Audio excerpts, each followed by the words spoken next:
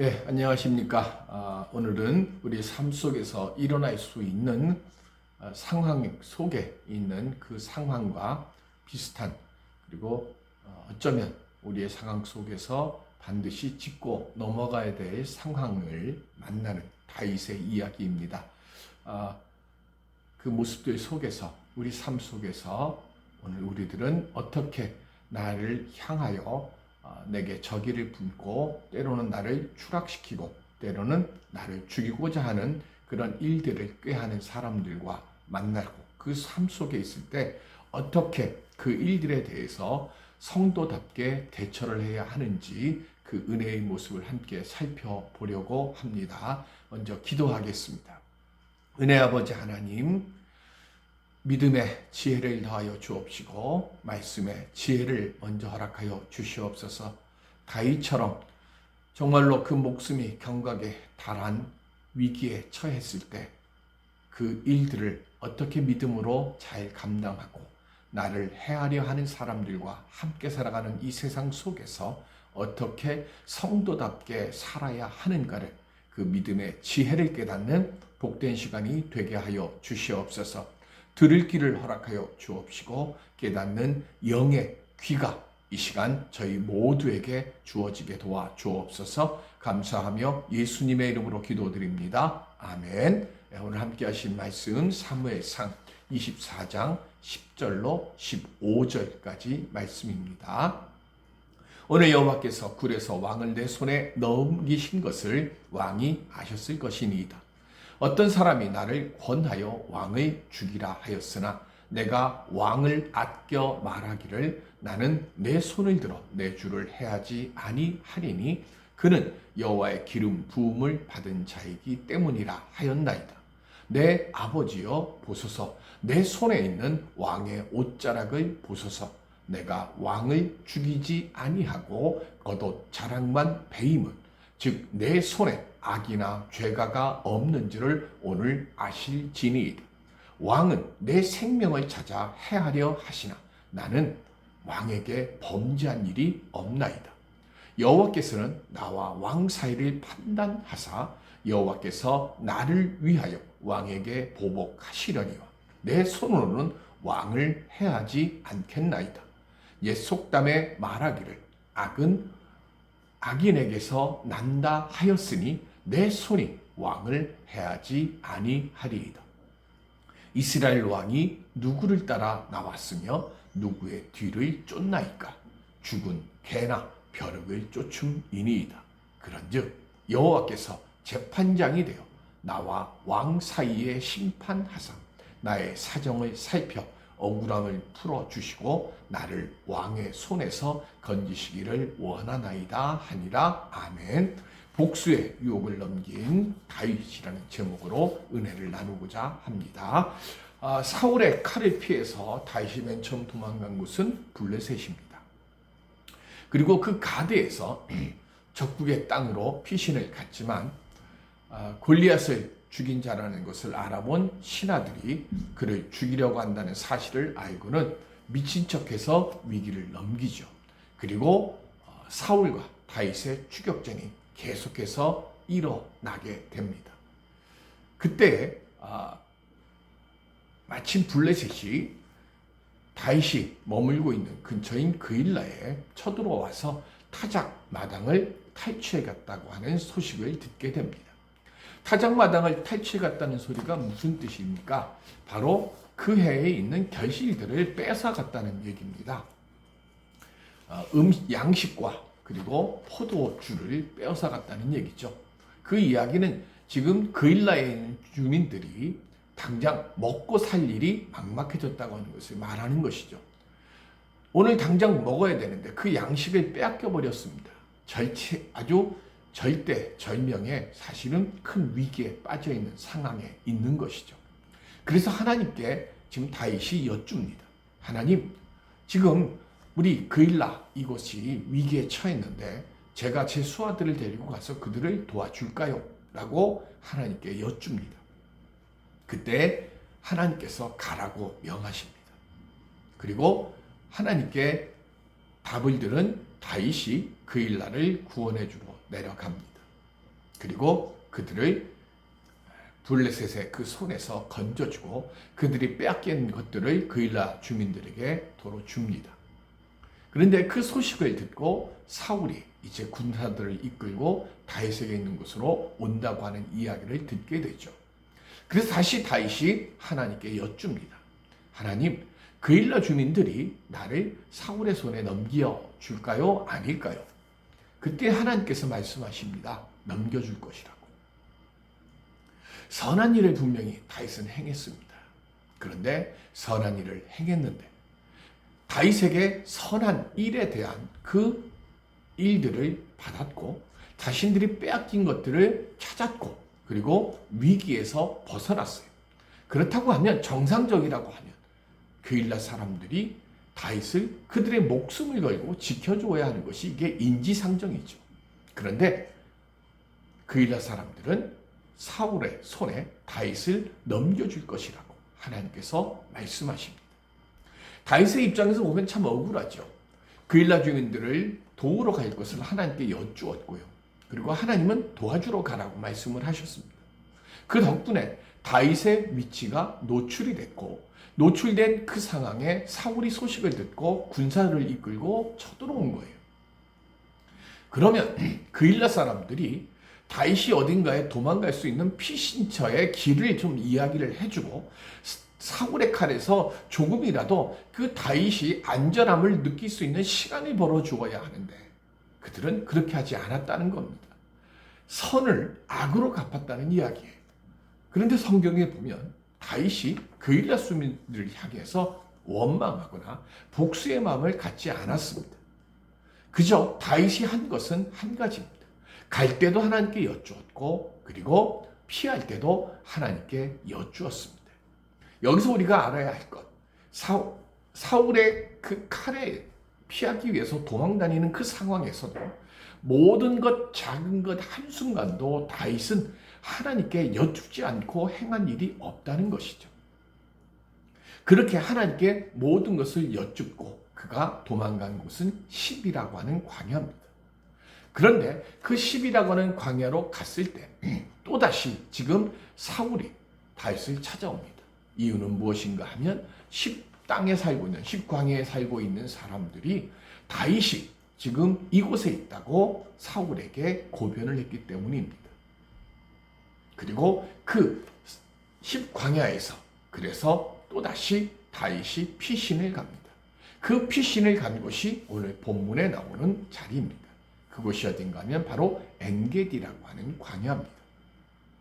이 엔게디라고 하는 광야에는 이산화탄소를 잔뜩 머금고 있는 물들이 흘러가는 곳에 있습니다. 그리고 이스라엘 땅은 석회질로 이루어진 땅들이 많습니다. 광야에는 대부분 다 석회질로 만들어져 있는 땅들인데 그러다 보니까 이 이산화탄소를 잔뜩 머금고 있는 산성이 강한 물이 흘러가면서 그 석회암이 녹아내리는 거예요. 그래서 그곳에 수많은 굴들이 만들어졌습니다. 이 엔게디 광야는 사회에 있는 곳에서 예루살렘 쪽으로 가는 지역에 있는 곳입니다. 아주 광야가 넓게 펼쳐져 있습니다. 이 광야가 얼마나 넓은지 세례 요한이 머물러 있었던 곳도 바로 이 엔게디 광야 근처에 있는 곳이고 그리고 꿈난 공동체라고 해서 우리가 지금 가지고 있는 이사야 사해 두루마리가 문서가 항아리 속에 담겨져 있는 것이 발견된 곳도 바로 이 엔게디 광야 속에 있는 위치 중에 한 곳입니다. 그리고 이 엔게디 광야에 있는 굴 중에는 아주 큰 동굴에는 3만 명 정도의 사람들이 운집할 수 있을 만큼 그렇게 큰 굴들이 있었고 수천 명씩 모여 있을 수 있을 만큼의 넓고 깊고 큰 동굴들이 수도 없이 많았습니다. 그래서 이 엔게디 광야에 예수님 당시에는 수많은 사람들이 에세네파라고 해서 공동체 생활을 했던 이들이 모여 살던 것들이 많습니다. 그리고 세례 요한이 바로 이 에세네파에 머물러 있던 속해 있던 사람이었기 때문에 그 당시에 이 에세네파 사람들이 공동생활을 하던 곳들이 많습니다.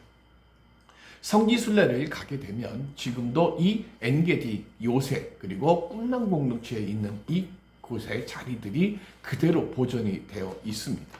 그리고 그곳에서 많은 이들이 지금 기도 생활을 할 수 있도록 기도를 하고 그곳에서 하나님을 만나는 그런 은혜의 장소들도 만들어져 있는 것이 바로 이 엔게디 광야입니다.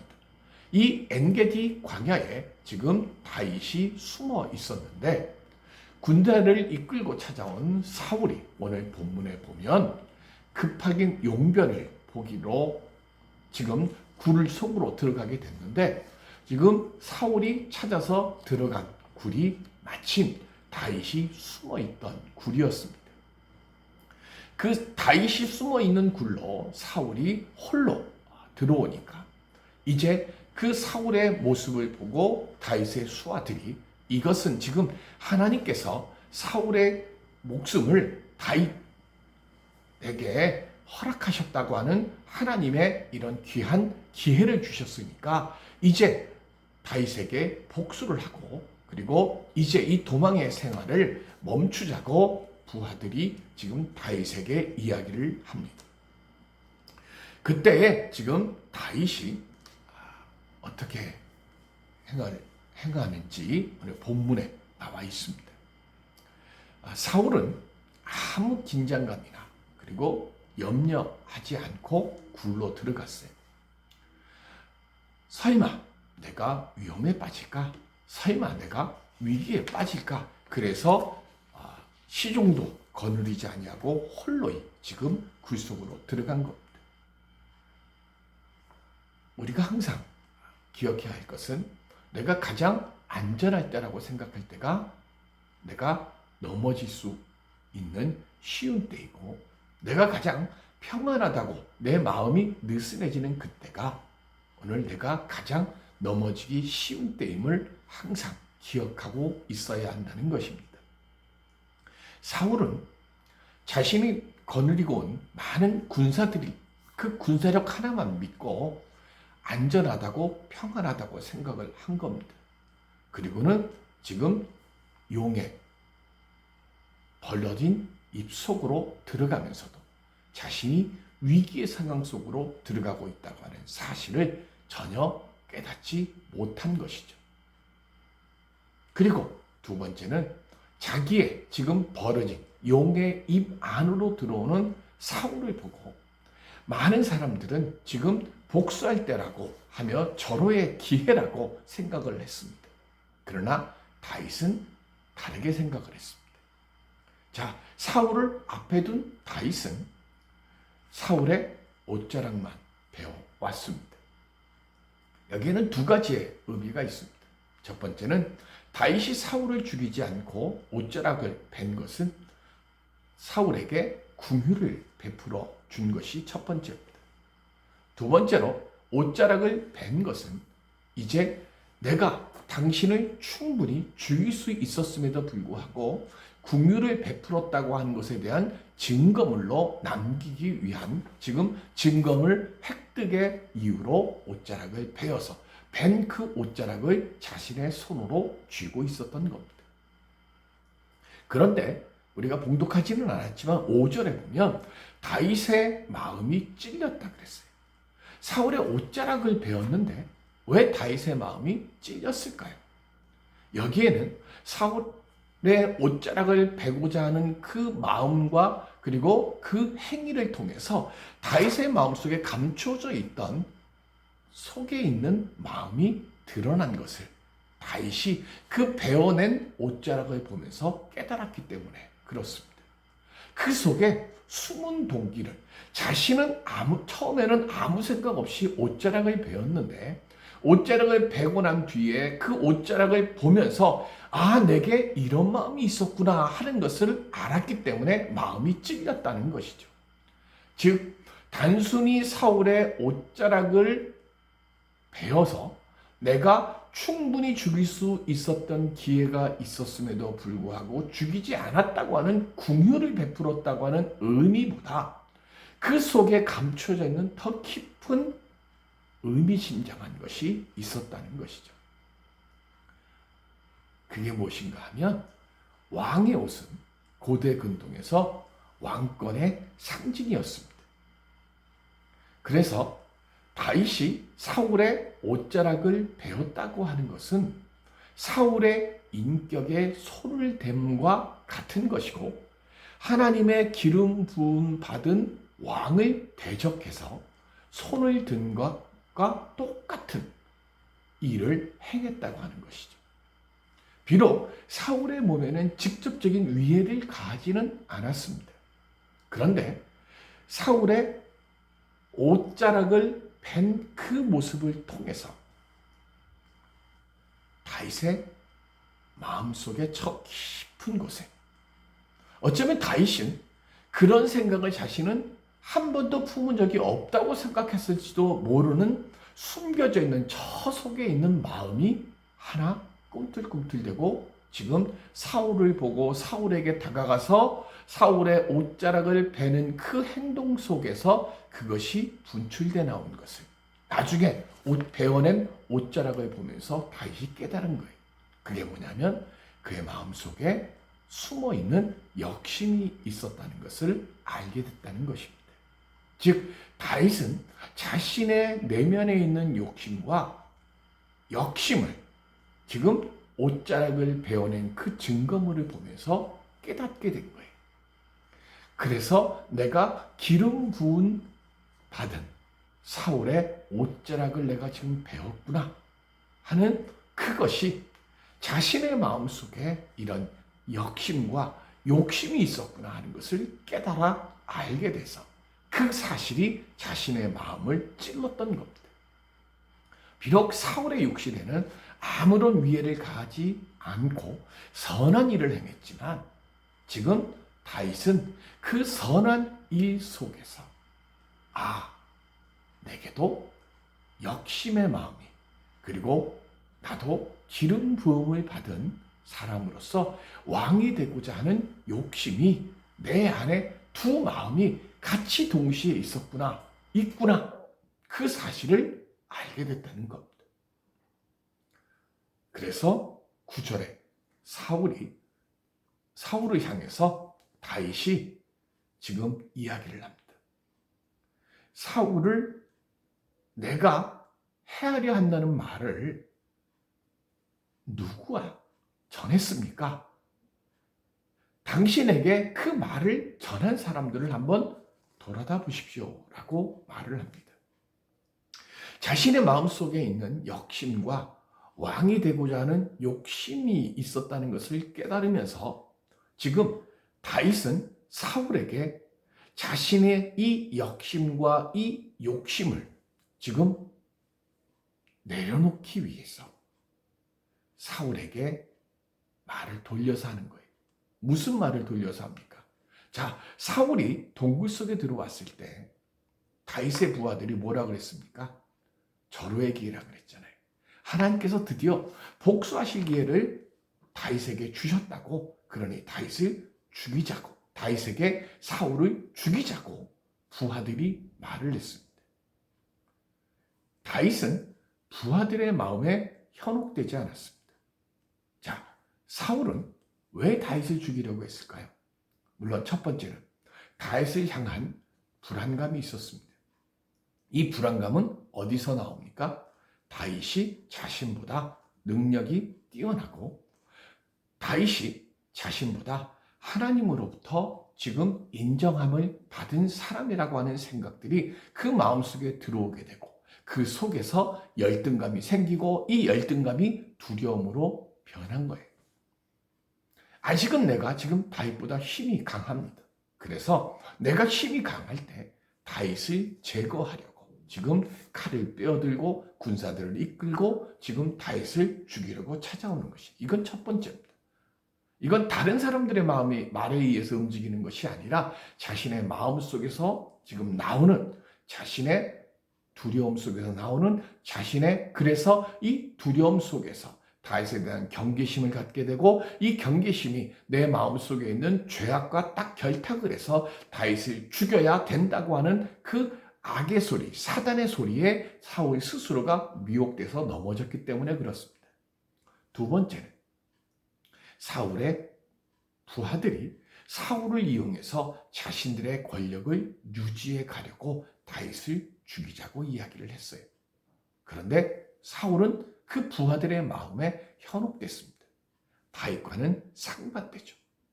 다윗은 죽이자고. 이건 하나님께서 주신 둘도 없는 기회라고.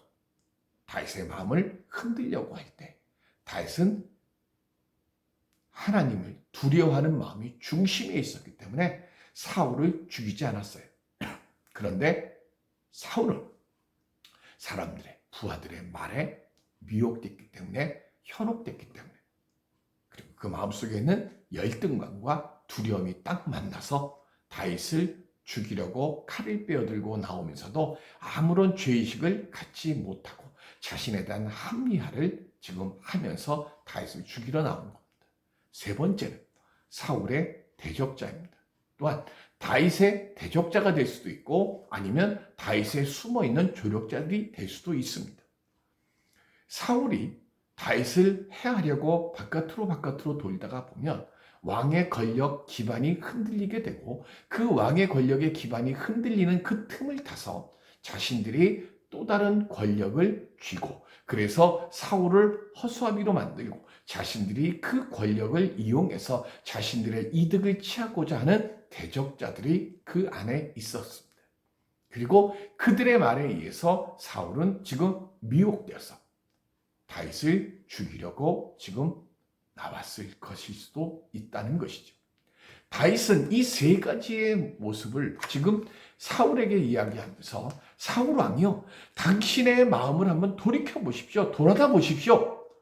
이 세 가지의 마음 중에 어떤 것이 나를 죽여야만 된다고 하는 정당한 이유가 되고 근거가 되는지 한번 내게 답해 주십시오라고 이야기를 한 것입니다. 우리 주변에는 나를 위한 척하면서 사실은 나도 해함을 강하게 되고 자신의 이득을 취하고자 하는 많은 이들이 있습니다. 그래서 우리가 쉬지 않고 기도해야 하고 하나님의 지혜를 구하며 하나님의 말씀을 묵상해야 하는 이유가 여기에 있습니다. 영적인 분별력을 우리가 잃어버리게 되어지면 우리는 쉽게 나를 절망과 때로는 나를 실족해 하는 그 자리에 내 발걸음을 옮기기 쉽기 때문에 그렇습니다. 사울이 바로 그런 잘못을 행한 것이에요. 다윗과 사울은요, 같은 점이 있고 결정적인 차이점이 있습니다. 같은 점은 뭡니까? 둘 다 하나님으로부터 기름 부음을 받은 사람들이라는 것. 그런데 결정적인 차이는 무엇입니까? 사울은 자신의 마음이 이끄는 대로 행했던 사람입니다. 그런데 다윗은 자신의 마음이 이끄는 대로 행한 것이 아니라 모든 일을 행할 때 하나님께 여쭈었고 그 마음의 중심에 하나님께서 허락해 주시는 일만 행하고자 하는 그 마음으로 살았던 사람입니다. 다른 말로 이야기를 하면 사울은 기도하지 않은 통치자고 다윗은 늘 기도하던 통치자였습니다. 사울은 자신의 말이 법이었던 사람이고 다윗은 하나님의 말씀이 법이었던 사람입니다. 이 결정적인 차이점이 결국은 패망한 왕 사울을 만들었고 하나님의 은혜 안에서 흑강하는 왕 다윗을 만들게 된 것입니다. 우리는 어느 자리에 있어야 할까요? 우리는 예외 없이 원수를 사랑하거나 또는 용서할 수 있는 그런 사랑의 본성을 가지고 있지 않습니다. 왜 그렇습니까? 우리는 사랑과 증오, 용서와 복수에 대립된 상황에서 언제나 악한 쪽을 따르지 못하도록 해야 한다고 하나님의 말씀 속에서 우리에게 권하고 있고 우리에게 명하고 계시지만 우리의 심성은요, 카인의 후회의 심성들을 가지고 있기 때문에 그렇습니다. 원죄를 범한 그 순간부터 우리의 마음 속에는 선보다는 악을 행하려고 하고 하나님의 뜻보다는 내 뜻을 쫓고자 하는 마음이 너무나 강하기 때문에 그렇습니다. 자, 악한 쪽을 따르지 못하거나 구속할 수 있는, 즉 억제하고 구속할 수 있는 가장 큰 동기를 그래서 우리는 만들며 살아야 하는데 그것이 무엇입니까? 다윗의 말씀 속에 답이 있죠. 늘 하나님께 기도해야 하는 겁니다. 그리고 늘 내 마음의 중심에 하나님의 말씀에 든든히 뿌리를 내리고 모든 일들을 행할 때 하나님의 말씀에 빛에 비추어서 내가 살아가고자 다짐하고 하나님께 여쭙고 그리고 결정해야 한다는 것입니다. 그런데 이게 참 어렵습니다. 어렵기 때문에 우리는 매일같이 말씀을 큐티로 묵상하고 하나님의 선한 뜻에 대해서 늘 우리는 하나님께 여쭙는 삶을 살아가야 하는 겁니다. 우리는 우리의 삶에 우리가 유익한 상황을 하나님의 뜻이라고 내가 그렇게 억지로 생각하면서 내 마음에 즐거운 것은 하나님도 즐거운 것이라고 착각하면서 우리는 그걸 하나님의 뜻이라고 합리화하며 살아가고 있지는 않습니까? 우리는 우리가 유익한 쪽으로 결정하고 선택하는 사람이 아니라 하나님의 유익한 쪽으로 결정하고 선택하며 살아야 하는 사람임을 절대로 잊으면 안 됩니다. 오늘 하루 또 한 주간 그리고 이 한 달을 살아가면서 우리가 놓치지 말아야 하는 절호의 찬스가 왔을 때 그때 하나님의 말씀에 뜻에 비추고 하나님께 이것이 합당한 일인지를 여쭙고 그리고 다윗처럼 우리 그렇게 내게 주어져 있는 삶의 일들을 감당하며 나아갈 수 있기를 바랍니다. 다윗은 하나님께서는 위기의 상황으로 몰아넣었어요. 그리고 그 절체절명의 위기의 상황에 처해 있을 때 지금 하나님은 사울이 블레셋의 공격이 왔을 때 십광야에서 그를 둘러싸고 이제 조여 들어올 때 갑자기 회군을 합니다. 이유가 무엇인가 하면 블레셋이 이스라엘을 쳐들어왔기 때문에 그렇습니다. 왜 이런 위기의 상황 속에 다윗을 몰아넣으실까요? 그리고 그 절제절명의 위기의 상황에서 하나님은 지금 블레셋이라고 하는 대적자를 사용하셔서 다윗을 위기의 상황에서 구원해 주십니다. 왜 그럴까요? 다윗이 이루어놓은 모든 일은 하나님의 도우심과 돌보심이 없으면 아무것도 아님을 알라는 말씀입니다. 우리가 반드시 기억해야 할 것. 하나님의 도우심이 없으면 우리는 아무것도 아닌 존재라는 사실을 반드시 기억하며 오늘도 주어지는 상황 앞에서 늘 말씀 앞에서 살아가는 우리들이 될 수 있기를 주님의 이름으로 축원드립니다. 은혜의 아버지 하나님, 말씀의 지혜가 떠나지 않게 하시고 언제나 다윗처럼 항상 하나님께 여쭙는 삶의 자리를 지켜가는 우리 모두가 되게 하여 주옵소서. 그렇게 믿음으로 살아갈 수 있도록 인도하여 주시기를 간절히 바라며 예수님의 이름으로 기도드립니다. 아멘. 하늘에 계신 우리 아버지여, 이름이 거룩히 여김을 받으시오며 나라의 임하옵시며 뜻이 하늘에서 이룬 것 같이 땅에서도 이루어지이다. 오늘날 우리